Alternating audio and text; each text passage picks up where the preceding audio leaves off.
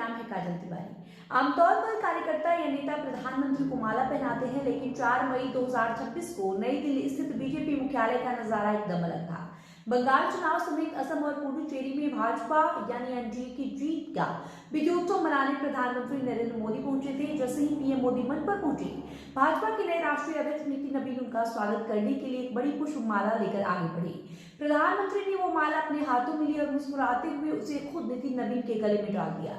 इतना ही नहीं, पीएम मोदी ने नितिन नवीन की पीठ थपथपाकर उन्हें शाबाशी दी और कार्यकर्ताओं की ओर इशारा करते हुए बताया कि ये जीत संगठन के माइक्रो मैनेजमेंट का नतीजा है। दरअसल पश्चिम बंगाल विधानसभा चुनाव के परिणामों ने न केवल राज्य की सियासत बदली, बल्कि भारतीय जनता पार्टी के भीतर एक नए राष्ट्रीय नायक का उदय भी हुआ। भाजपा के सबसे युवा राष्ट्रीय अध्यक्ष नितिन नवीन आज अपनी संगठनात्मक क्षमता और अचूक रणनीति के दम पर पार्टी के सबसे भरोसेमंद, संकट मोचन और लकी मस्कट बनकर उभरे हैं। बंगाल की कठिन पीठ पर ममता बनर्जी के किले को भेदना कोई साधारण बात नहीं थी, लेकिन नितिन नवीन ने इसे मुमकिन कर दिखाया।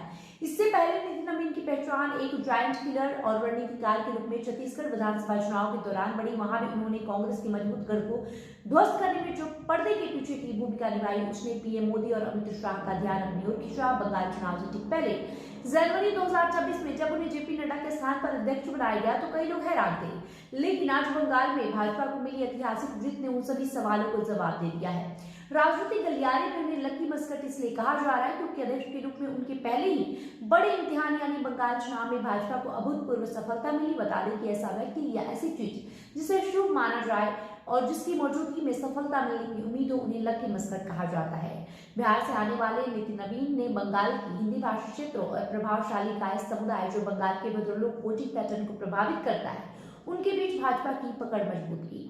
बूथ लेवल माइक्रो मैनेजमेंट पर ध्यान दिया। उन्होंने बंगाल के हर निर्वाचन क्षेत्र के लिए एक विशेष चार्टशीट तैयार करवाई, जिसने स्थानीय विधायकों की विफलताओं को जनता के सामने बेनकाब किया।